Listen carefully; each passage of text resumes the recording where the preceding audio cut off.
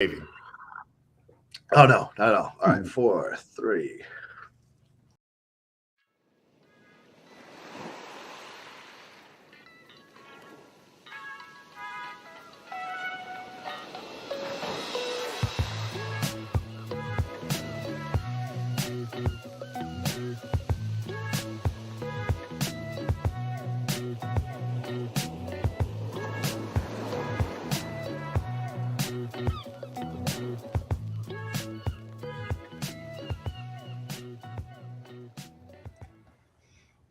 All right, we're back with another episode from Lakers Fast Break. This is our Lakerholics spotlight this weekend. With me is LakerTom, the sole owner and proprietor of the Lakerholics.com website.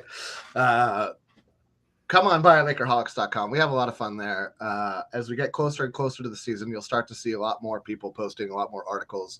Tom's great about scouring the interwebs for articles and stuff, and just sort of, it's just like a great conduit. It's a great hub for all the Laker info that is out there on like a, top 10 articles about Lakers, top 10, even just like rumors and balderdash and things that may not even, just like the periphery of Lakerdom. It all ends up at some point at Lakerholics.com. If Tom doesn't post it, I post it. If I don't post it, Michael H posts it, or Mongo, or any number of our regular contributors who we enjoy bantering with, and whose opinions are as informed and opinionated as our own. They just happen to not like to do podcasts, or don't have the time, or enjoy their lives as they enjoy them, and that's all how any of us can ask of each other. So here we're going to finish up Tom's article from last week. Due to our lengthy debate on, I think, some peripheral points that really won't matter, we didn't get through all 10 points. So we're going to finish up those 10 points. I do want to quickly touch on, because JaVale McGee was on the championship team in the bubble, and the Dallas Mavericks waived him or released him, didn't pick up his option, whatever. I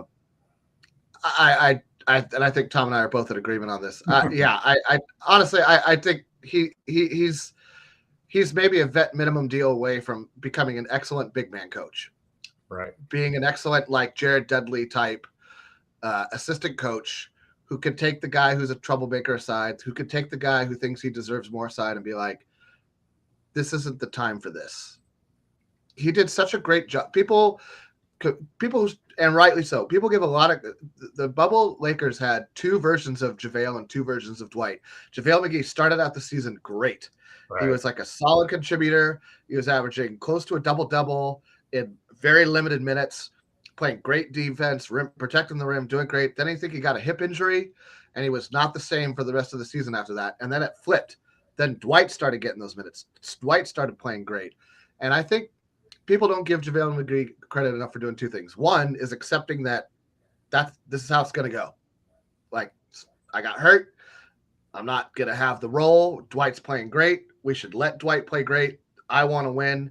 This is the best pathway forward that I can see to winning.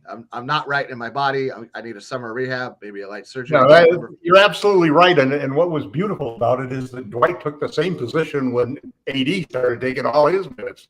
When we got the playoffs, in playoffs, I think the Joker matchup. Yeah, and in the finals, AD was the center, and the other guys were.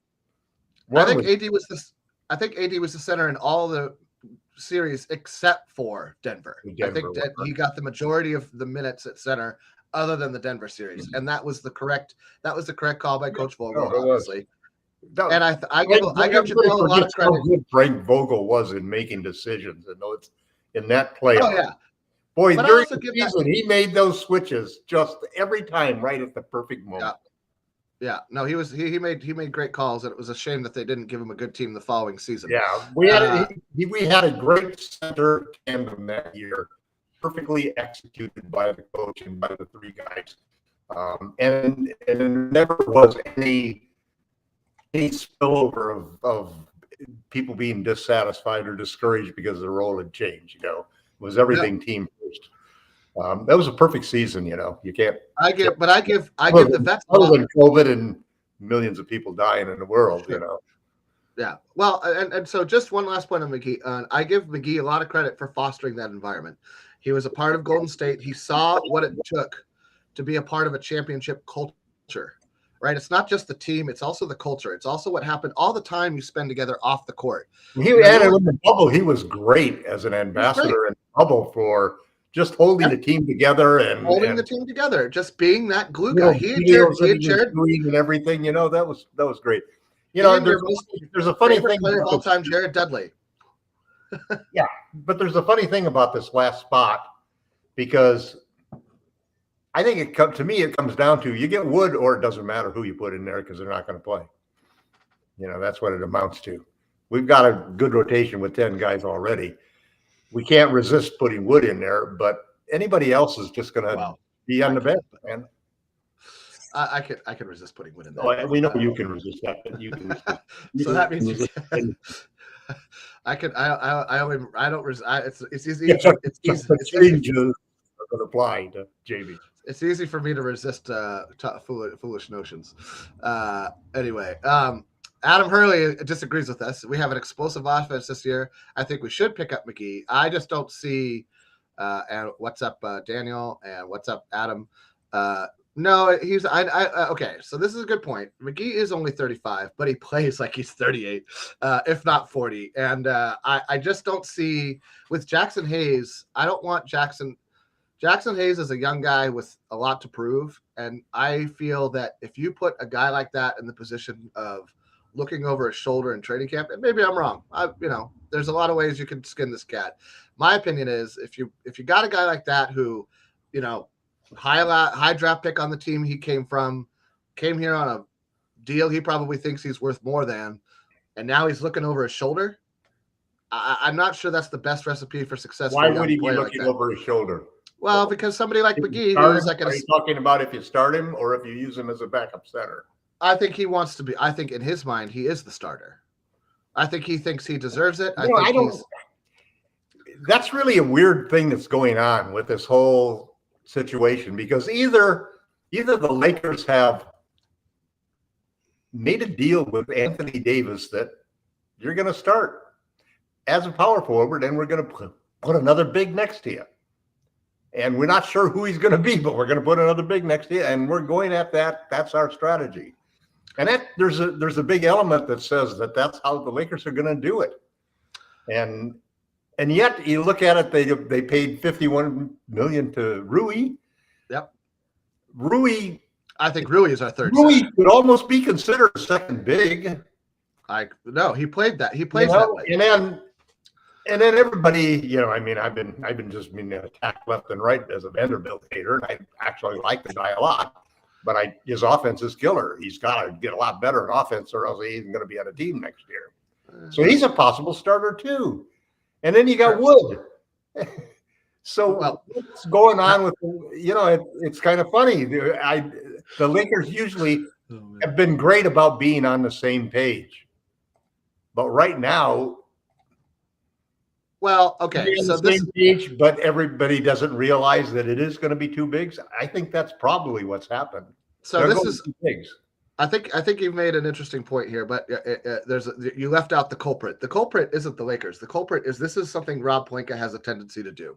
Rob Pelinka has a tendency in the offseason to frame how the season is going to go, but not really. He says things like, "Oh, we want to go back to the two big model." He said the same thing last summer.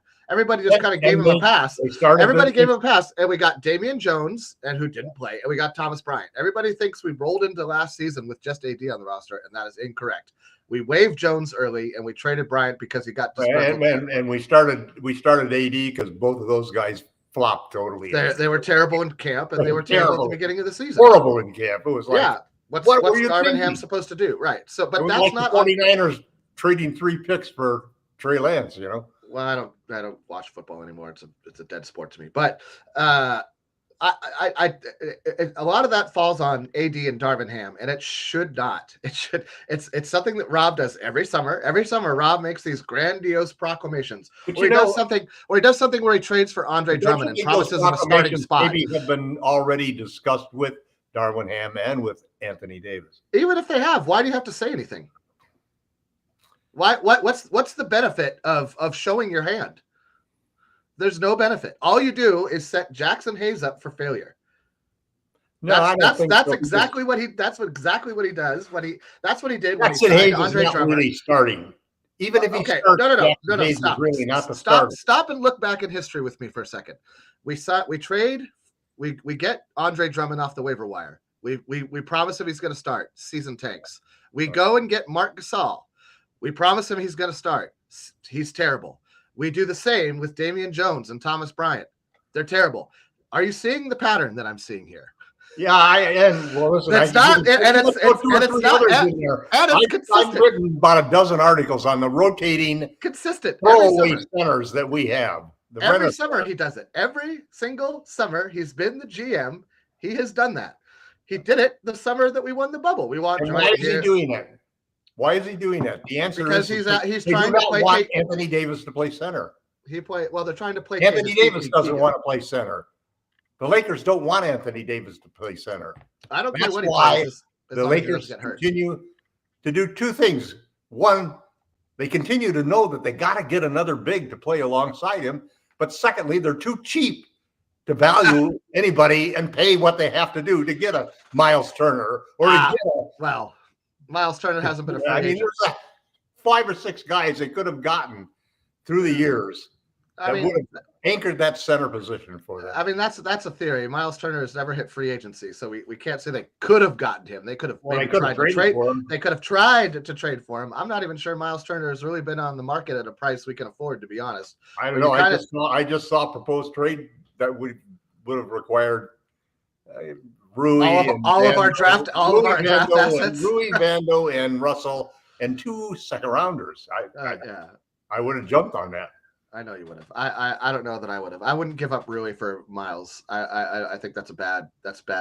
Wow. You need Rui size. You need Rui size in case LeBron goes down. You need Rui size in case he. Rui's small. Rui is a peon compared to Turner. Yeah, but Turner doesn't play well against Jokic. Rui did. And this is look. Miles Turner isn't on the team. We don't even need to debate it. It's not even worth getting into. Frankly, it's an exercise in futility at this point. Point being, the Lakers always have a long memory for guys that they covet. Sometimes too long. I'll admit, but they do have a long memory. Once you get your name recorded in that little book that they have. Yeah. Were you a client of Pelinka's at one point? Right. Are you part of Clutch? Are you part of Clutch? Have you ever been a Laker in the last 10 years? Right. You could be one again. Were you a Kobe fan? Oh man, Did you grow up in LA? Did you go to school in California? Were you born in California or LA? Right. Do you play basketball? Right. Or most importantly, are you a superstar? Or affordable? I mean, I'll agree with you. They have not valued the backup center position the way other teams have prioritized it. And we paid for it last. We paid for it last year. We paid for it last year a little bit. I mean, I'll still say this: for what we got back for Thomas Bryant, I would never have traded Thomas Bryant. I would have at least wanted to have him in my toolbox. Well, he's played a lot better. He's played a lot better after he left us than with us, but he still is a very. I don't know when AD went out, Thomas Bryant played great. I don't know if you forgot that month and a half stretch where AD was out, but Thomas Bryant averaged a double-double in like 28 minutes per game. Now that's the problem. Horrible defense and horrible no rim protection. Well, that's okay. Yes, but that's most backup centers. You're only getting one of the skill sets. Well, you're either getting the defense or the no, offense. Not really, because they're probably. Just like right now, if we wanted a pure defensive backup center, right now there are probably 6 guys who could fill that role. Not the starter that we're talking about, like Hayes, but the guy to come in after Hayes and AD play. I mean, that sounds like JaVale McGee. Yeah, it's JaVale McGee, or it could be anybody who fills that sort of veteran role to help get Hayes off to a good start, teach him good habits, teach him, some veteran moves, help him get stable and consistent. All right, let's leave this for this. So my point being is that I think we're both in agreement that if we pick up JaVale McGee and he takes that 15th roster spot, that's fine. No, none of us will cry. Wood's the only guy out there that's going to make it, that has a difference maker. I mean, if you're talking about a big, yeah, but I still think there's some players on OKC who are young that you would want to I would bring in over him Well, based I on like potential. that kid Garuda. Is it Garuda or Gruba? Gruba. Gruba, he's pretty I think good. So. He can block shots and so forth. I'm not even talking about centers. There's like 3 talented guys on OKC who are going to get cut this season before the season starts. That's I think what the Lakers are waiting for, to be honest. But the truth is we have an 11-man rotation already. Right. But I'm talking about, so if you're wasting a roster, not wasting, but if you're filling up with a roster spot with somebody who's unlikely to play, do you want a really old guy who you're not going to develop and don't really have any interest in maintaining a relationship with past the season? Or would you rather try to pick up a really young player who might be the next Reeves or might be even just the next Rui Hachimura? A solid guy who can add to the team going forward. I would pick the latter. I can understand why people would go with the veteran presence simply based on, Well, the argument I keep getting that everybody throws at me is that, we already got 3 or 4 projects. Why would you want another project? Maybe we do need a veteran. Yeah, and I know that. I just don't think it matters. It's either, I agree. I tend to agree. Either wood or get. I like. I still think we need a shooting guard. Right. We're counting on a 20-year-old kid to be our backup shooting guard. Well, speaking of shooting guards, could Gabe Vincent shoot in the regular season like he did in the playoffs? This was point number 7 of Tom's post. So again, for me, this was a little bit of a, I would very much like for him to shoot like he did in the playoffs. Just like I would very much like for Rui Hachimura to have the same level of impact he did in the playoffs in the regular season. Well, I just don't think shot in the low 30s in the regular season. I just don't think that he's going to maintain that consistency. And Rui can't shoot that. Nobody can shoot well. Nobody can shoot that well. I just don't think they're going to have the role or the level of consistency. And in the playoffs, your focus ramps up. Your focus and your attention to detail and just your whole professional demeanor ramps up. It's like, you have a day at work and then you have the day at work where you're going to give a presentation before the boss. You show up to your normal day at work like you do every day at work and you're like, yeah, I'm going to do some work. And then you show up on the presentation day at the top of your game, or hopefully you do. Hopefully you show up. Some people do and some people don't. And that's why some people are in the NBA and have high paying jobs and some people are not. Right. But I would love for Gabe Vincent. I'll be happy if Gabe Vincent can bring what Dennis Schroeder brought to the team on a game-to-game basis last season as the backup point guard. And if he slides into that role, plays solid defense, scores when he's able to, and efficiently enough, I think that's enough to ask from Gabe Vincent. Now, I think that you bring up an interesting point with that, though. If he does play, if you do get more of playoff Gabe than regular season Gabe throughout the regular season, I think that elevates the Lakers from like 4-5, 4-5-6 to 2-3, 2-3-4 in terms of potential playoff seeding. I think that if he can score like he did in the playoffs, especially from 3, it's going to open up a lot of different lineup combinations, because then you can look at a lineup where you play Gabe, D'Angelo, and Reeves at the 1-2, and then Reeves at the 3. I mean, that's not the greatest defensive lineup because you're going to have a weakness with D'Lo. And Austin is, I still think, only a solid defender. He's not like a super plus defender yet. He may become that. You got 3 guys who aren't afraid to shoot and will take good shots and can make plays off the dribble. Yep. So all 3 of those guys can get into the paint and get an open shot for either somebody else on the perimeter or a big man in the paint. And that is a huge tool for a coach to be able to use. So if Gabe can just do that, if he could just be that tool, and that's basically what Schroeder was, although we didn't have D'Lo for most of the season. Well, I want him to shoot better than Schroeder shot. That's the key to me. I don't remember what Schroeder shot for the regular season last year. It was like 34% from 3, 33. The problem is that it's the perception. Okay. There's certain guys that teams are going to leave open, either because they don't take enough threes or they can't make a high enough percentage of them consistently. Sure. But they're not going to change their defense for that, especially with a guy like Dennis who can attack you off of the dribble. So they sag off of him and let him have every shot he wants. That changes the defense for the rest of the team. Now, when you have Gabe in that role, They know that Gabe is going to shoot a lot more threes than Dennis did. And if he gets hot, he's going to make a lot more threes. And he's not a driver. So you want to get out on him. And that means that he's going to get more attention because, it's just a different way they're going to guard him just by the nature of his reputation. And that's the difference in 3-point gravity. Dennis has 0 3-point gravity, partly because you give him an advantage. If you go up on him, he's going to go by you.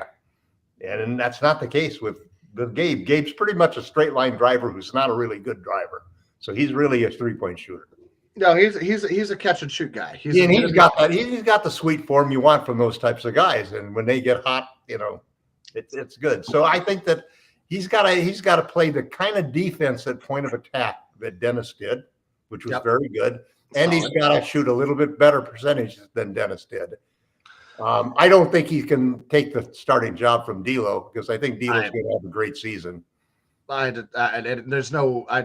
I think simply to maintain D'Lo's trade value. Yep. That they will not take D'Angelo Russell out of the starting lineup. No, and I don't think he's going to give him a reason to. Barring injury or he falls off a cliff. Well, I mean, I don't know. I agree. Well, I have high hopes for D'Angelo Russell too, but I like the move of replacing Dennis.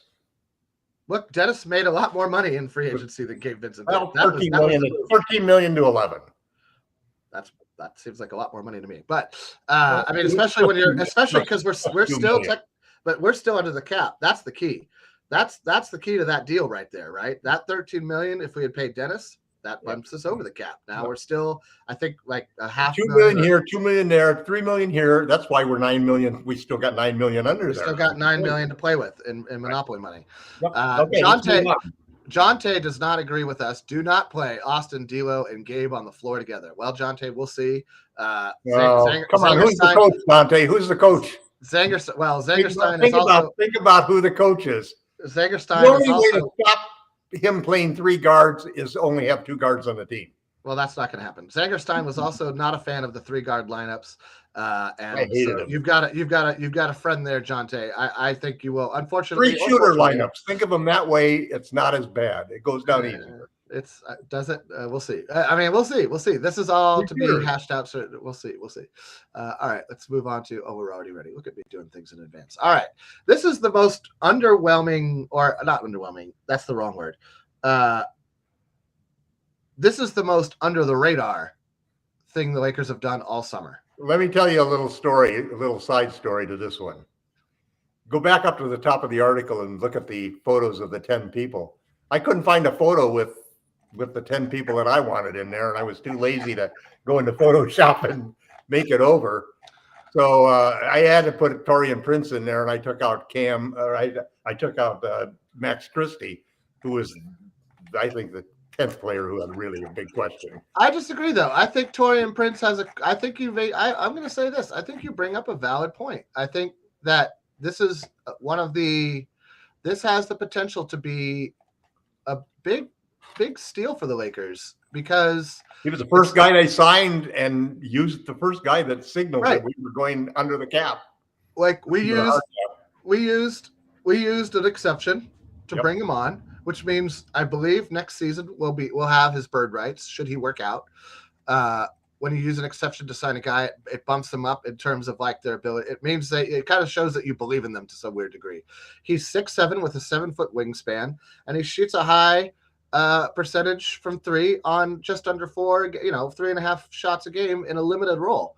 If you're playing in a limited role and you're shooting 3, you're making 38% of 3.5 threes, and you play decent defense.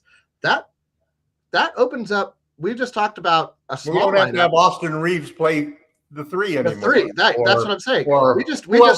We put everybody who's 6'4" above as a 3. We just talked about a very small lineup. We can now talk about a very tall lineup, and without losing much. If you take D'Lo, let's keep Vincent in that lineup we just talked about for purely defensive reasons and for catch and shoot reasons because you need a release valve. Let's say you keep Vincent as the point guard and as a defense first lineup. You keep Vincent as the point guard, play Reeves because he does a lot with the ball and is smart enough to be a good and team defender. Prince at the 3. LeBron at the 4, AD at the 5, or Rui even at the 4, LeBron at the 5, or switch somebody at the 3 and the 4 if I don't want to be a small forward, I want to be a power forward, whatever, fine. Who cares? The versatility this team suddenly has because of the additional depth is amazing. Because of Prince, I would argue, because of his size, because of his skill set, and because of his now I'm not trying to put Prince as like, oh, he's going to win 6th man of the year or anything like that. I'm talking about a guy who's going to come in and do the job that he was brought in to do, but do it well. A lot of times you bring a guy in to do a job. He's also the guy, if we go 2 bigs, who could suddenly be extremely important, because if you've got 2 bigs in there, then you've got to force yourself to. LeBron James is going to have to guard the 3, or Anthony Davis is going to have to guard the 3. So I think it depends on the matchups, but sure. Yeah. Obviously, it's always matchup. There'll be a lot of cross matchups. There always are with the minute you got James in the game. And they'll play like a weird half zone. They'll like keep James. He's a guy. He's one of those guys that when you compare putting him in the game versus Vanderbilt, you suddenly see the difference, because you put him in the game and put him in the corner, and you're going to play 4-on-4 the rest of the game. If you put Vando in the corner, you're going to play 4-on-5 the rest of the night. I mean, I think and they're going to guard this guy in the corner because he shoots over 40% in the corner for 4 straight years. I mean, I think that's an oversimplification. I think that Vando often doesn't just stand in the corner. Vando cuts, Vando moves, Vando sets screens. Yeah, Vando does a lot of stuff. Passing the ball underneath.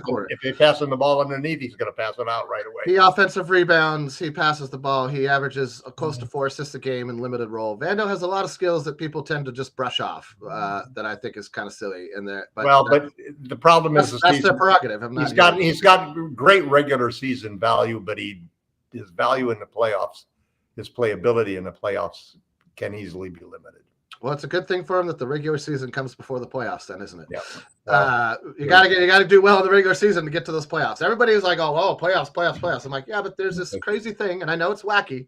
Call me crazy, but there's this thing called the regular season that happens before that kind of decides whether you get to play in the playoffs or not. Well, let's call me crazy. Call me crazy. Question number 9, which is, can Jared Vanderbilt fix his This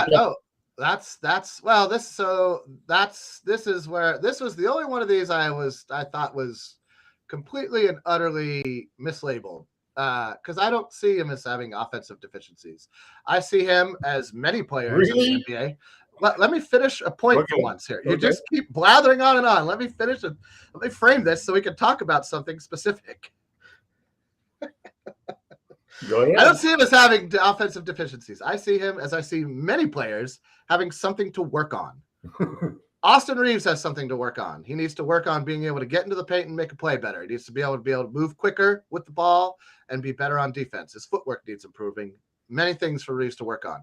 D'Lo, defense. Gabe Vincent, getting to the rim and scoring better. Everybody in the NBA, not named LeBron James, Giannis Antetokounmpo, Jokic, Embiid, guys like that, has something they can improve, something they can work on. Even those guys holds them back from being max money players, or even like $10, $15 million a year players. Vanderbilt is just another one of those. Now, where Vanderbilt is elite is being a glue man for a team.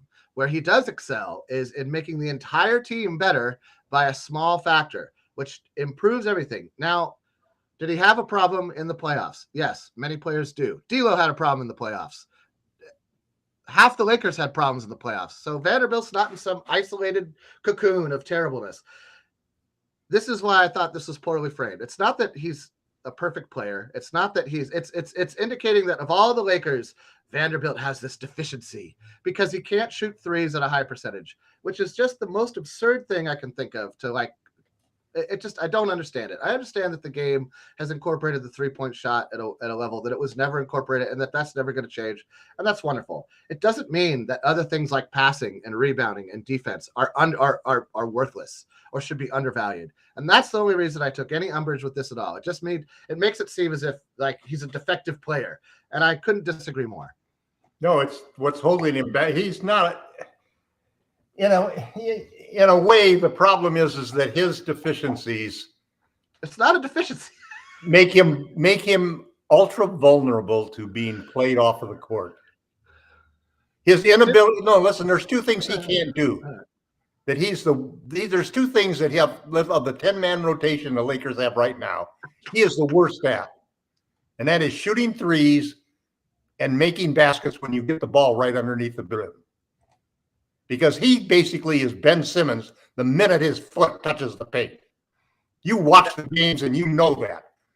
He cannot score underneath it. He cannot do anything except throw the ball out to somebody else, no matter how close he is. If he's guarded, he is done in the paint. And in the corner, he lost his confidence totally, just like D'Lo did. So those are problems that don't keep him from being just a good player. They keep him from being an elite starter in the league and maybe an all-defensive player because he can't get enough minutes in there to have the kind of impact he can with his defense, because his offense causes the other team to have 5 guys against your 4 all the time. And he's got to do, now you just turn it around. Let's say that he shoots 35% from 3 instead of 30. You're 100%. Tom, I'm sorry, but you are wrong. Look, this is the Jared Vanderbilt shot card. I'm not going to just listen to you bang on somebody. Let me finish, and then you can take all your time to support him you want. Okay, go ahead. If he's working with Phil Handy, hopefully he can improve and get some moves underneath so that when you pass the ball to him underneath, or when he drives and gets a pass on a cut, he can finish the damn thing rather than just throwing the ball away or turning it over. He needs to work on his handle, because his turnovers every time he has to dribble a ball are jump out at you. So say all you want about his defense. I've never complained about it. I thought he's a great defender. And the best thing that could happen for the Lakers is if he could fix his offense. But if you think that the smart thing to do is to downplay how he hurts the team offensively, or downplay how he became unplayable and went from 25 minutes a game to 10 minutes a game by the time the playoffs came around, then you just don't understand what's happening with the game. Okay. Do you have anything more? Your turn. To add? Okay. This is the Jared Vanderbilt shot chart from StatMuse. So to your point, 37.5% on what are admittedly very few shots, 24 of 64% from the paint, from the right side of the court. I'm sorry, from the left side of the court from 3. He is terrible from the other side of the court. The right side. All of those shots in the middle are shots with nobody guarding him. Are they? Out of 572 shots out of 909, nobody was guarding him, Tom? The only time he scores is the second most absurd, or an easy layup. Okay. Okay. You can't beat anybody under the. Now I understand why people are bashing you on Twitter for your Vanderbilt hate. I understand now, because you're dismissing hard evidence for opinion. Hard evidence? Show me some hard evidence. That I just showed you hard evidence. Him on the court. What are you talking about? His 3-point percentage? What is it? I'll tell you what we'll do. I'll bring back some stats for how he does when he's guarded underneath the basket. Please do. Okay? Please do. Because the only like to see actual score is when there isn't a defender within 5 feet of the guy. He can make an open layup, and that's about it. I would love for you to bring some. I would love to debate actual evidence than evidence versus opinion. How about this? How about the which I brought just now? Here's another fact. Let's see. What's your answer for this? The second worst plus minus on the entire team, including every guy who's played this year, is Jared Vanderbilt. Minus 9.7. For the season or for the season. A playoff series? For the season. I'd have to go back and look at that to make sure that that's accurate. He's second to last in the playoffs too, I think. Let's look at it right now. I have a link to it. Send me the link. I will happily post it. All I'm saying is this. Is that, and I know it gets glossed over all the time, and that's fine. I don't really care. There is value in players besides them making a 3-point shot. And I'm of course there is. And just making 3-point shots alone won't even get you in the game. That's also true. That's a valid point. Point number 10. Can Cam Reddish break into the Lakers' 10-man rotation? I don't know. I don't know. What is this? Tom, Magic Mom's making fun of us. That's fine, Tom. That's fine, Magic Man. Tom and I love each other. We just get heated about what, like 1% of the things that we disagree on. I don't know. Nobody I would don't watch know. when they talk about the 95% things we agree upon, Jamie. That's what they love to watch. They love to watch us disagree on the 5%. They don't like to watch us talk about, oh, you're right. Oh, wonderful point. Oh, good point. Yeah. I don't know if Cam Reddish can break into the 10-man rotation. I would like him to. Everybody seems to think he's our best shot of those three guys. The 8, 9, and 10 of the 2019 draft. You think he's gonna? People think he's gonna play Hayes, Hachimura, and Reddish. They're absolutely wrong about Hachimura. Hachimura's he'll have to play like garbage to get booted out of the I would have met. And what if the other two came through? What if the other two were Ruiz, 2 and 3? What's Hayes and Cam? Yeah, I mean, this is what struck me about this article. When you look at this article, you have big question marks about all 10 of these players, man. And you throw Beck Christie in there. I mean, we really could be a super team or one of the worst teams in the league, depending on what happens with injuries and all of these wild cards that we've got going around. Yeah, I mean, I think that we can do. I think that even if we just trot out the team that finished last season strong, which was a starting 5 of D'Lo, Reeves, LeBron, AD, and well, we're better than that. We're better than that team. No, but just hold on. If you start Vando, LeBron, AD, Reeves, and D'Lo with Vincent and Hachimura and any 2 other guys, I think that team is a 6, 7, 8 seed in the playoffs. Even if LeBron only plays 55, 60 games. No, I think that they're higher than that. I think that they're a top 4 seed. With those guys, I'm not talking about anybody else. I'm not talking about Cam. I'm not talking about Hayes. I'm not talking about any of the guys we picked up this season. I'm just saying the seven guys that went on that epic run to finish the season. Right. I don't think they have that epic a run to last the entire 82 game grind, but I think that team grinds out 6, 7, 8 seed, right?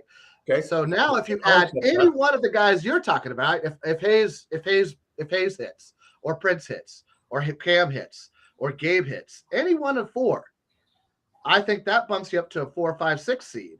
And if 2 of those guys hit, that starts to get you into home court advantage territory, right? Now you're talking about, at least in the first round, having actual true home court advantage, which for the Lakers is huge, especially for LeBron specifically, but AD and everybody too. Nobody likes to travel. Travel's the death of an NBA player.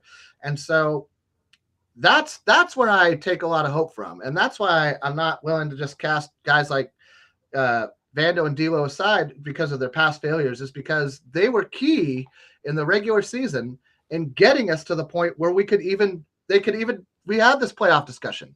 Well, there was a point where Vanderbilt was the 3rd or 4th best player on the team. I mean, fourth or 5th. I thought D'Lo's contributions in the regular season when he got here are kind of glossed over a lot. Like, he shot great. He played great. He played great. He played great overall. And so great for the morale of the team. He was a good leader for the team. You know, he's a great hometown player. He's a great home city player. He gets Staples Center fired up. He gets hot. He makes 2 or 3 threes in like 4 or 5 possessions, and Staples Center's blowing up and rocking. Everybody's playing with energy. Those are the type of things and Vando does the same thing. He dives for a loose ball. He, boxes out and fires a pass to a streaking AD or whoever for an easy layup. Those type of things matter way more in the regular season than they do in the playoffs. In the playoffs, you need to dominate matchups. In the regular season, you need to inspire. And so I think that I just feel like those contributions in the play, because D'Lo did have a bad playoffs, because after the first round and first Memphis and halfway through Golden State, Vando did start having a bad playoffs. I think they're kind of getting dumped on too much. This is just me personally. I think they're just kind of being used as a scapegoat for the problems that everybody had with Denver. Everybody had the same problem the Lakers had with Denver, and that nobody could stop the Jokic-Murray combination. Either Jokic also too, that was just one of those series where they had 2 players who got super, super hot and made shots that were unmakeable, man. I just went through a list of a tweet where they showed like 10 different shots that I don't think they could make again. I remember in game 1 or 2, Jokic made this he shot. Oh yeah, I know. AD's like this, and he kind of like throws it up like that, and it like whoop, swishes in, and he walks down the court like, well, I guess I made it. And I remember saying on the post game podcast, I dare him to make that shot again. And then 2 games later from the corner, he's like, whoop, and I was like, no, forget it. They deserve to win this. They're in tune. It's over. We're out. Yeah. But I still think that if we matched up again with them, I think we could win 6 out of 10 with that team last year. We could win 6 out of 10 of those. I don't know. The problem was that we. It wasn't a 4-0. It wasn't really a sweep. No, I think people forget. I don't forget, but I think a lot of people forget how close and competitive all those games were. They generally came down to the last 2 to 4 minutes of every game, and then one of Jokic or Murray would just start hitting shots and not miss, ever, and getting somebody slams into them and they just fling the ball at the basket for an and one that you're like, it was destined to be. Like the basketball gods were saying. That's what I'm saying. This is their turn. It was destined to be. Yeah, exactly. That's right. Empire, Jeff, I hope your Empire is doing well. So what happens if Reddish goes off, if Hayes goes off, if Prince goes off, if for the regular season goes off, and they all fill their roles? We're going to be LeBron and AD play 65 games that are healthy going into the finals. I think you're right. I think we'll be going into the finals. I think that's the best. That's the absolute best case scenario for Laker fans. I don't think all 5 of those guys are going to hit because they're not. It comes down to minutes. Well, 5, yeah, right, yeah. That's a whole second unit, right? You just brought up right there, basically, except for a center, right? So, well, no, actually, Hayes, that's your center. You've got a whole second unit. I'm greedy. Sign sure, Woods. I know you are. Sign Woods, and we'll have a 12-man rotation. Or promote Castleton. Or promote Castleton. I'm more in favor of promoting Castleton personally. I would rather develop Castleton. I'd move. I would promote Hodge first. Because we need, I worry about Max just being a 20-year. What if Austin gets hurt? Yeah, then they will promote Mac. They will promote Hodge. Yeah, because they'll have 2 ways. He's a 2-way deal. He'll be back. He'll be up and down. I don't care about that kind of 2-way, but he's the kind of 2-way that I like, which is we play offense and defense. He can shoot and he can defend. Oh man, great defender. All right. Anyway, never call those 2-way players 2-way because it just, hey, he's a 2-way. Well, what kind of 2-way are you talking about? I'm talking about a 2-way contract. You're talking about a 2-way defender, guys who play. I think Hodge has the ability to be both. Well, he is both right now. He is a 2-way shooter and defender, and he's on a 2-way contract. So we're both right. Hey, sorry, internet. We agreed. All right. So, yeah, and Jonte, you're absolutely right. We didn't have anyone that could guard Murray. We didn't have anyone that could guard Jokic. I mean, but Murray and Jokic set records for the greatest increase of their average points per game in the playoffs versus the regular season. In the history of the NBA, the number 1 and 2 rankings were those 2 players last year. I'm going to disagree with Jonte on this real quick, and then let's move on from the playoffs last season because it's over and done with. Ham put D'Lo in a bad position by Florida State. No, D'Lo put himself in a bad position by missing makeable shots, and by if you're missing makeable shots and you defend the way D'Lo does, which is below average, he's a below average defender, at least at this point in his career, you are not going to play in the playoffs. And it's as simple as that. It has nothing to do with it. Schroeder had no bearing. If anything, Schroeder was bailing D'Lo out by being the better defender and taking the problem is Bruce Brown shut him down. Bruce Brown took away his game. Bruce Brown was bigger, stronger, and faster than D'Lo was, and shut D'Lo. He got underneath his confidence, and he got him unsettled, man. I agree, and so I don't blame that on Schroeder. I listen. Denver was the bigger, better team. It's as simple as that, and they were bigger and better than everybody in every series they played in. And there's nothing I don't disparage the Lakers for losing to Denver because I thought that they had such a tremendous spirit and effort from the trade deadline up until they were eliminated that paved the way for the success that we all hope to see this season. And I give all they did better than any of us really expected, honestly. Nobody predicted the Lakers to make it. I'm the most optimistic person that covers the Lakers that I know. And By I thought that they went as far as they could have gone that year. Agreed. I'll say this. By January of last year, there was not one Laker fan, except for maybe crazy people, who thought the Lakers would win the NBA Finals with Russ on the team. No. And with Russ on the team, we would not have even made the playoffs. And I love Russell Westbrook as a player, but I thought Rob Pelinka's had two straight the trade deadline and the offseason were two very successful stretches of play, of making the right moves. The extension of AD, I think, was a big thing for the Lakers.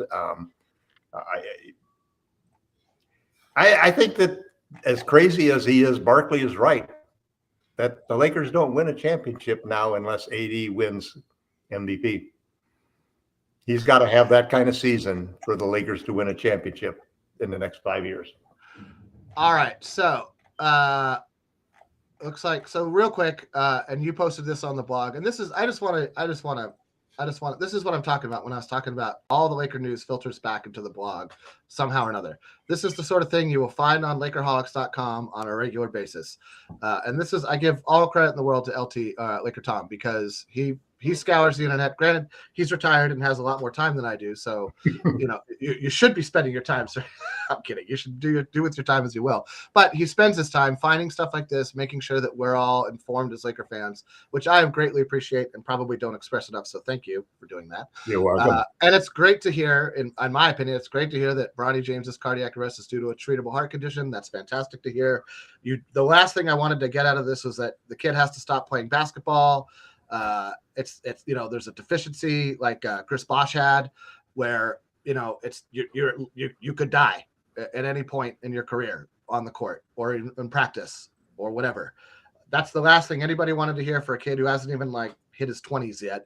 So great news to hear about Bronny James, and best of health and good luck to you, sir. But that's the kind fascinating about that is I had a cardiac arrest 4 years ago, and I remember. And my immediate, when you have a cardiac arrest, it has to do with the electrical connection in your heart, so your heart just stops.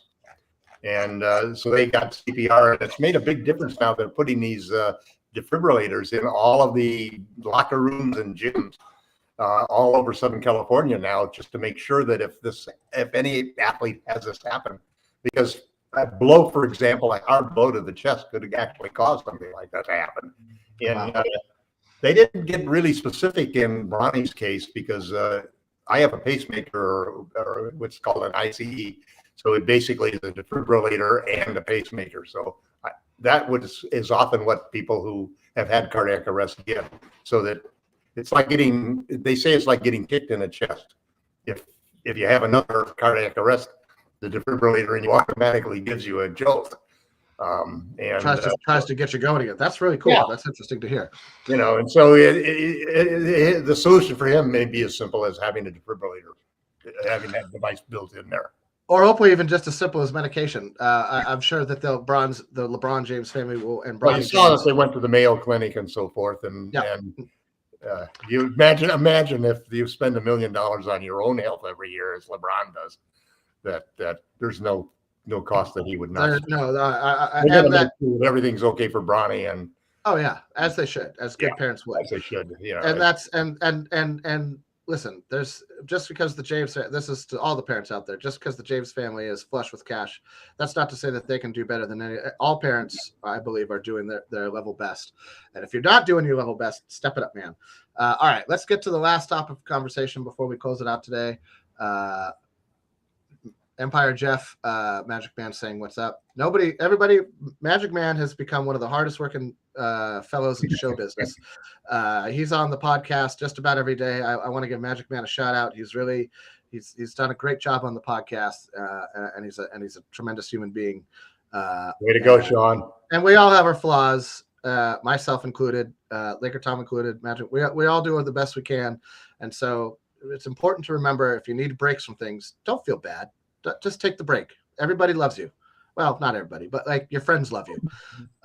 And just good stuff from Magic Man these days. So the last thing I want to touch on, and I don't think there's anybody who would disagree with this idea, that if Giannis were to either ask out, which I honestly, just given his character, I don't see him I don't see Giannis ever pulling a James Harden or a Ben Simmons. I think he would just say, I'm not going to sign the extension. You do what you need to do. Like how Shohei Ohtani traded his free agency. I'm not going to sign an extension. I am going to test free agency. I will certainly talk to you when that time comes. And because I've won a championship with you, this is me just projecting on what I would imagine Giannis would say.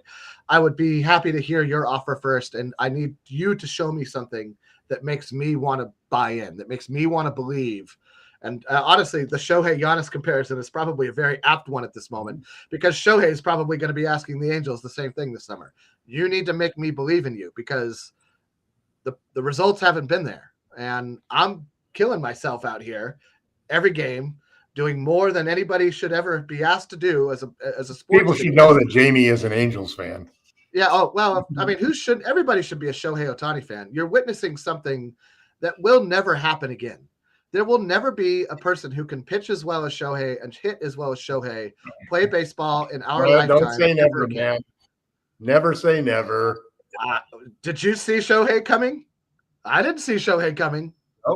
Nope. And then he's here, and it's unfortunate that he got injured. I know, but when you lived as long as I've lived, nothing is sacred. Anything can. No, nothing is sacred. I mean, even the home run record got broken. Even the all records are made to be broken. Look, LeBron broke the unbreakable record just last season, and somebody will break his record someday. Who's just a ridiculous 3-point shooter and starts playing when he's 18, and yada yada yada yada yada. Anyway.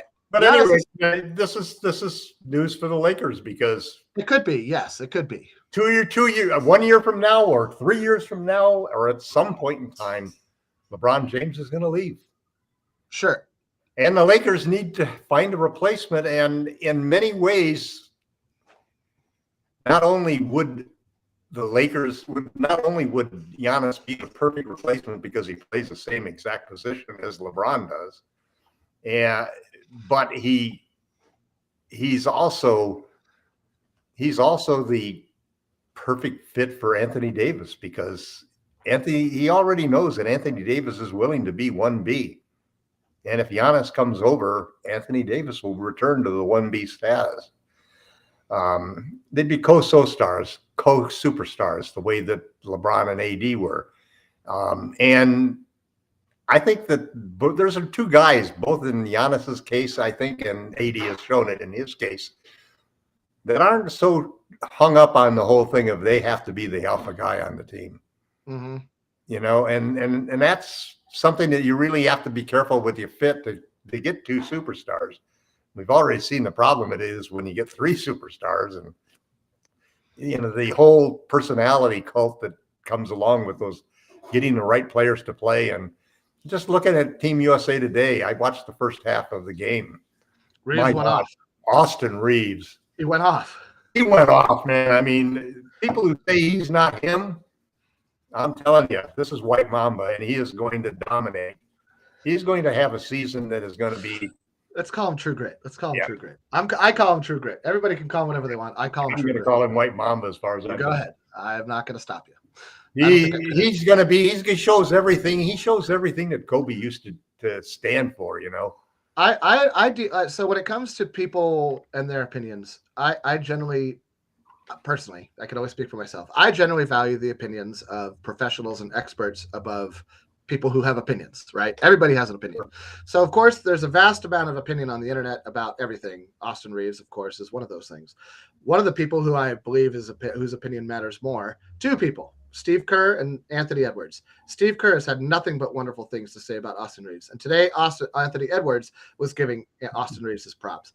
And you have to remember, Austin Reeves is what, the third, fourth option on this team? Fifth option, maybe? And he's still carving out recognition. Double digits in every single game today.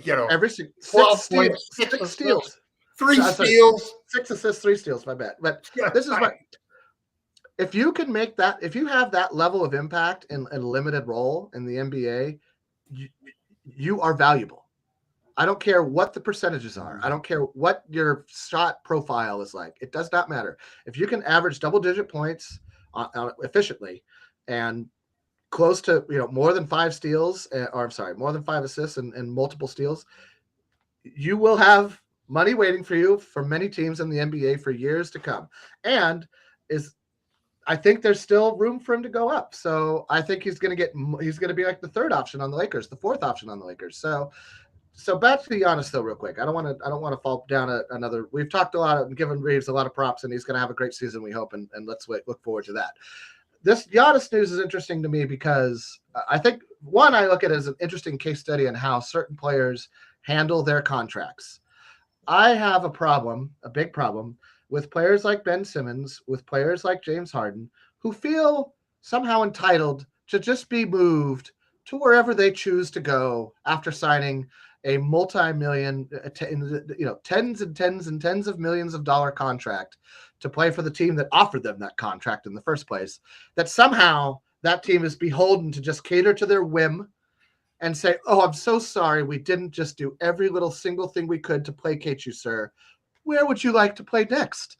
I find that to be borderline insulting to the fan base of the team that you're on. It means that you don't care about the fans. You don't care about the people who essentially pay your salary.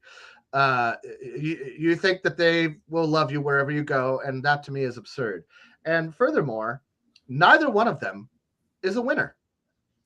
They have not won a championship. They're good at winning. They can win in the regular season, and that's wonderful. A lot of players can. And both of them right now have become untradeable. They are he'll get traded. He'll get traded. Ben Simmons maybe not. Ben Simmons might be looking at a vet minimum deal, his next contract, or just no, he'll redeem himself before then. But the problem is, we've seen two superstars right now. Let's throw Damian Lillard into the same bundle. He hasn't won either.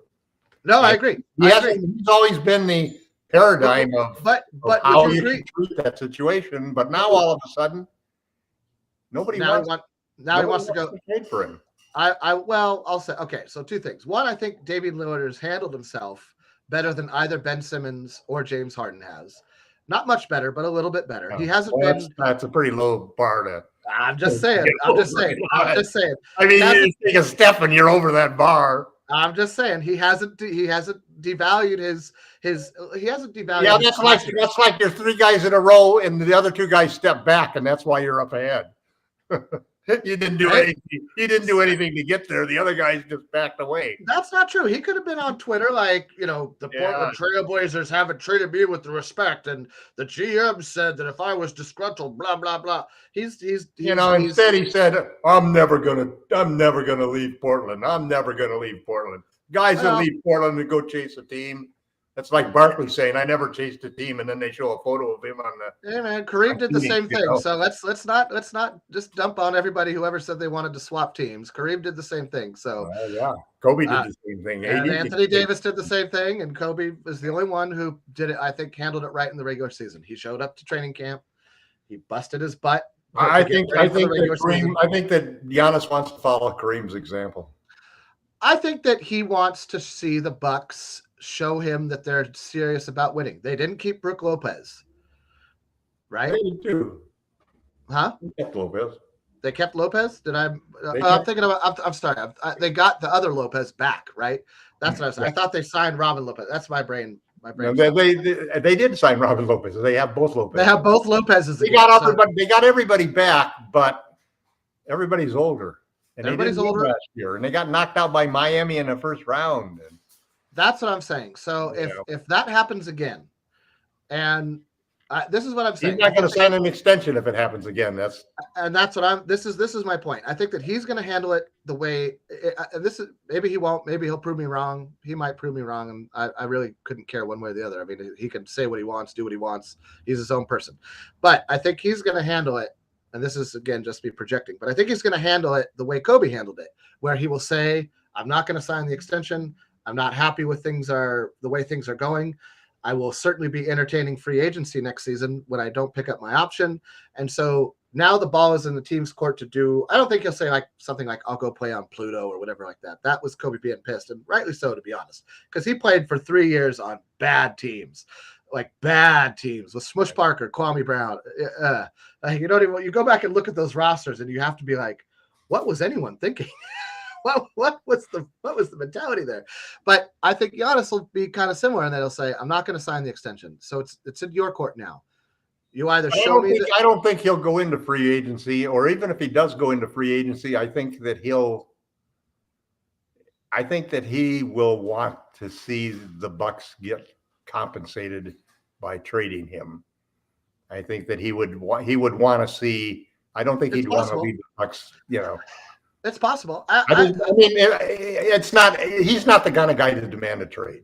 That's what I'm saying too. I don't think he's the kind of guy who might go to him and say, "Listen, I'm going to go into free agency next year." Right. That's what I think too. And I'd be willing to. I'd be willing to be part of a trade if it can get you some compensation back, so that I don't leave this franchise bereft. I think he would do one of two things. I think he would do something like that, where it was all behind closed doors. Like to do with the Los Angeles Lakers.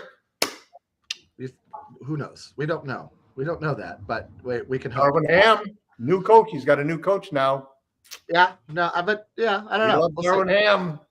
We'll see. I mean, this is going to be the first season for him without Budenholzer, but Coach Bud, right? So that'll be interesting.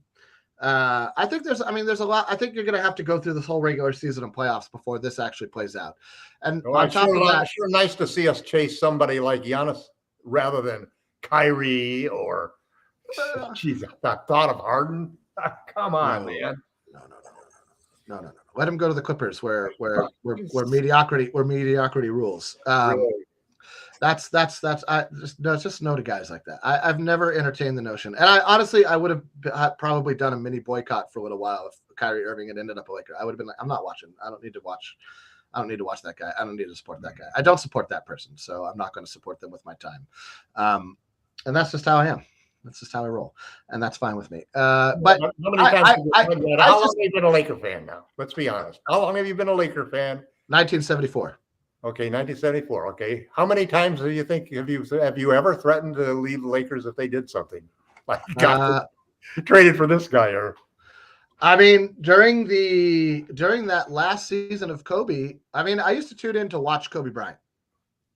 And when Kobe threatened to be traded, I was like, man, if we get back like Luol, if we get back what we got back for Shaq, which was basically Lamar Odom and a bunch of garbage, I would have been pissed.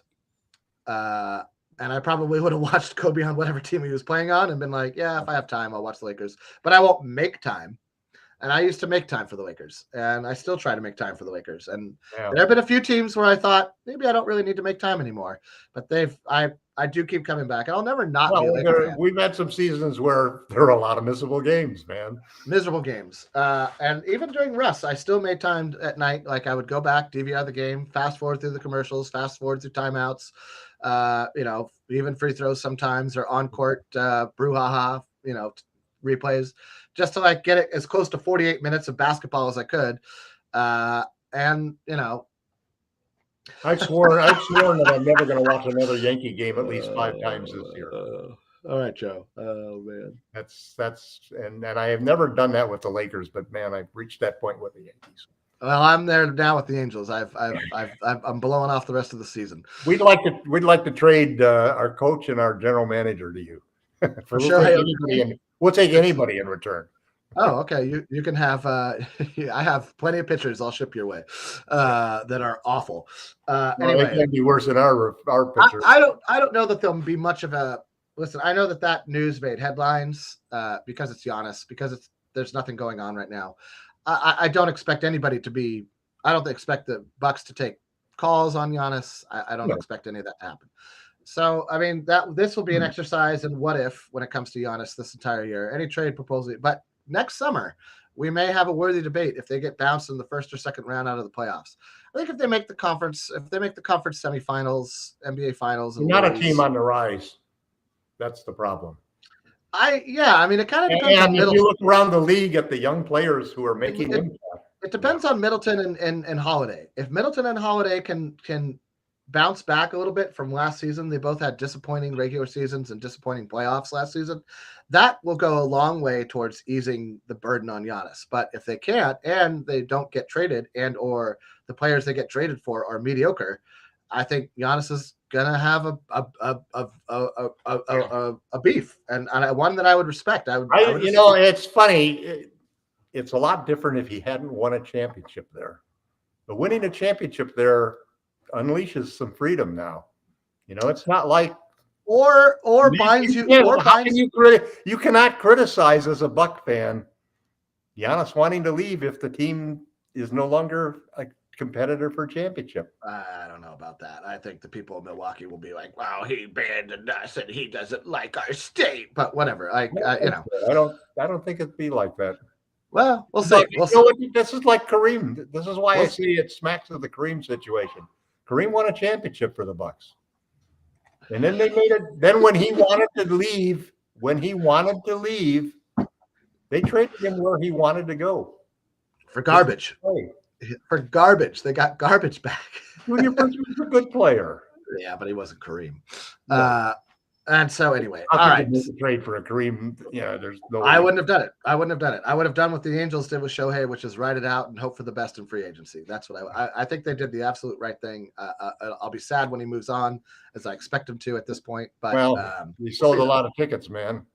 Sells a lot of tickets, and he's just an incredible player to watch. The thing about it, it's a shame. He's a great player. When he and Mike Trout, I'd love to see him on the Yankees, but I don't have any trust that the Yankees have any vision to do anything great. I think he's going to stay on the West Coast just because of it's at least easier. It's easier for the Japanese fan base. Right. And if I had to guess, it would be to the Mariners if he signs somewhere else, and he'll try to break every record that Ichiro has there, except for maybe the batting average record, because Ichiro was just an unhuman hitter. What I don't know what this trying to keep our German Shepherd from howling in the fire engine in the background. Gerald has been hoping for the best. How's that worked out? Do or do not? There is no hope. Joe, I think you need to have a cup of coffee, or hit the blunt, or the bong, and I don't know. I'm giving. This is me giving you a hug, Joe. There is hope. This is a virtual hug from Jamie to Joe, and a pat on the shoulder that it's going to be okay. We're all going to make it. And then the sun will expand, and we'll all get burned from the face of the earth. At any rate, I think that all about. What was that all about? I don't drink coffee. I'm just looking at the chat where Joe Zorro is he doesn't drink. He doesn't have any fun. There's coffee is fun. You don't drink coffee or smoke dope. I think he's a soda man like you. Well, I don't drink coffee either. I drink Coke. Yeah, I don't drink soda. Soda's bad for you. It's bad for your teeth and your entire. Well, then hopefully, you can come down to the west side and we can have a fracas. Bike racks, 3:00. At any rate, I don't expect there to be much news on the Giannis front, and in general, I feel like he's going to stay a Buck for a while. I think that they will. I don't know when Holiday's contract is up. I think it's up after this season, actually, or that the team has an option maybe after this season. I'd have to look that up. But that's a pretty big chunk of change that they can play with, and there's going to be some decent free agents next season.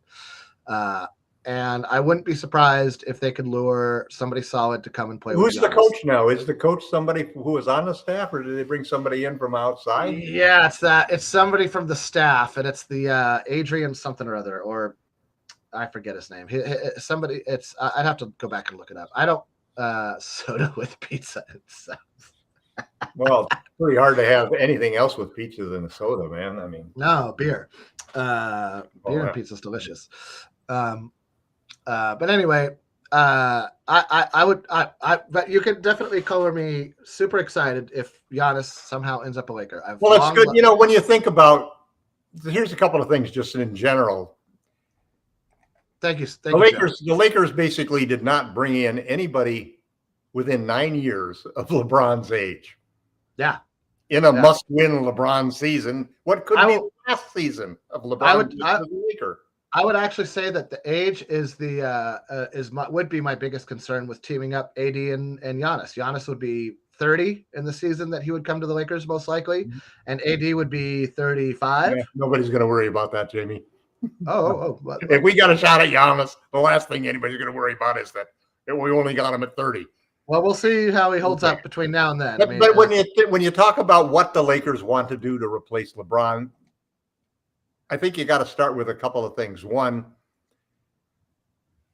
it's probably a guard that they need, or a wing, rather than a power forward or a center.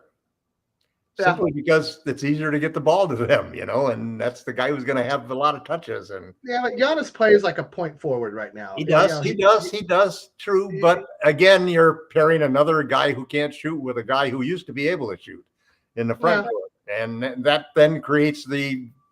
Giannis is like LeBron in that sense that everything we've done to build a team around LeBron is perfect for building around Giannis. But ideally, you really probably want to have a guard, and I think part of the move to get Austin Reeves to play a lot more point guard is to open up the shooting guard slot. That's what I've been saying. And because the shooting guard slot, they want a guy who's going to be a 25-point per game scorer. They want somebody from Chicago probably. I think that's the logic. I think that Zach LaVine is the logical target that they may have in mind for that. I think there are other players. I think that they could see Buddy Hield in that situation because he is definitely a player with 3-point gravity, which is something that you need in that spot. So that the big question then is also too now, if you're going two bigs, you no longer have that demand for the small forward, but maybe if you could get a hold of a guy like Anunoby, I think it depends on the small forward. I think it depends on the skill set that they're bringing in. Yeah. And if you could get Anunoby, let's say you could get Anunoby, then all of a sudden maybe you don't start Jackson Hayes. That's a defensive monster right there. That's So a lot of it depends, but I don't see. So, looking at the one thing about the problem with LeBron being replaced by Giannis is all of the problems that you have with LeBron, you now have with Giannis. But you're still getting an all-world talent. The rest of the game. I'd be my first choice probably. It'd be my first choice too. I don't know who else. I'd have to think about it, but could I find somebody who would be better than that? No. Listen, I think that depending on what you pay is the other question. Sure. Well, you're going to be paying max. Other guys that I would consider: Zach LaVine, Trae Young. I don't know about Trae Young. I have. Everybody's been ripping on Trae Young, but the simple point I don't want to rip on Trae Young. I think he's incredibly talented, but my problem with Trae Young is I'm not sure he's committed to the idea of winning as a team. I think that he's very committed to the idea of being a great basketball player. And those are two very different, like James Harden. James Harden is very committed to the idea of being a great basketball player. Well, Kyrie Irving is very committed to being, but they don't understand or haven't grasped or don't accurately consider the impact the rest of the guys have on their success. And not just being like on the team. They're not willing to win unless they're be able to play their same. Unless they're making the shot. Unless they're the one making the shots, they're not willing to win. And that's my problem with all of the guys that I just mentioned. And that's why they don't win, right? That's why they don't get all the way to the end. They're supremely talented. Some of it is just they're not matched with the right players. You have to admit that. How many times did Harden? Some of it is their selfishness of attitude, but some of it also is just opportunity. But I completely disagree with that. How many times have Kyrie Irving and James Harden switched teams looking for the right mix of players to be around them to show that they can be the one that leads the team and takes it all the way? James Harden had Chris Paul, Dwight Howard, Russell Westbrook, 3 guys who are going into the Hall of Fame. They're not a sure bet to help the team if you add those 2 guys. But this isn't the point. Joel Embiid, Ben Simmons, and Kevin Durant. At what point does we're listening? Okay, Ben Simmons won't be going to the Hall of Fame. Every other person on that list is going to the Hall of Fame. He's played with 5 separate Hall of Famers, all NBA, all-star, top 5 players in the league at one point. Maybe not when he was their teammate. You're preaching to the choir, man. This is what I'm saying. Like at some point, I wouldn't want James Harden on this team for a minimum. No, me either. Or Kyrie Irving. Dude, go. When people talk to me about being worried about a player like Christian Wood, All I have to do is point to James Harden and say, there's no comparison. Yeah, but I mean, we're talking about two different calibers of player. But my point is at some point when you're that talented, when you're that good at basketball, and you can't push through, well, you got to look at the mirror. The problem is he's not that good at basketball anymore. Not anymore. No, Harden especially. That's the problem, and he still thinks he is. That's another problem. But at some point, and this is my problem with these guys altogether, they never do that. They never look in the mirror and say, maybe it's me. Right. They always project the blame outward. It could never be me. It's the team. It's the GM. It's the situation. It's something that it couldn't possibly be me. I'm amazing. I'm great.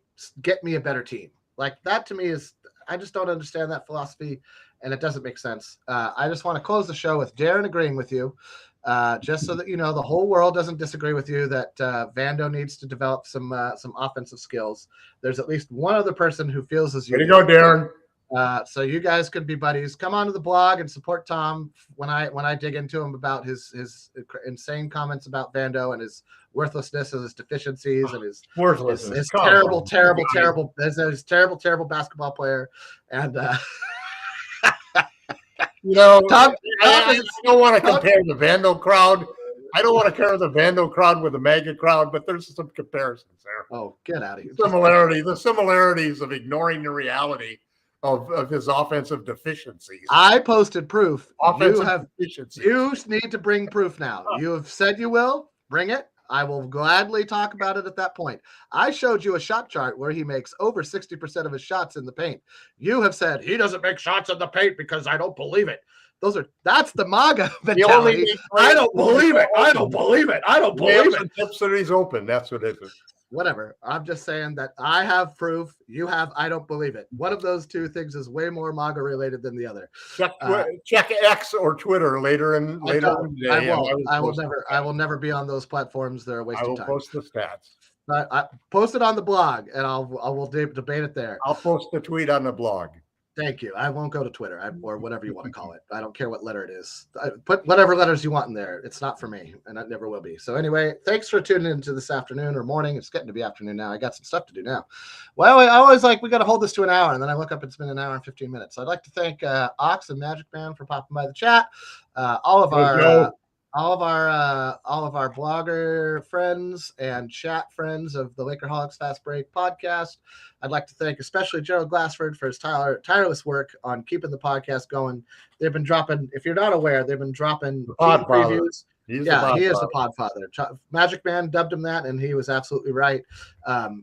They've been doing excellent with other bloggers from other fan bases of over other 1,000 subscribers now. 1,000 subscribers for the podcast. Fantastic numbers. Tom and I try to do our part. I just don't have as much time as I used to did, especially when the pandemic was around. I had plenty of time, but now I've got zero time. So I apologize for my lack of participation at time. But Darren, Adam, Jonte, Empire Jeff, who I'm sure is ruling well in his empire, whatever it may be.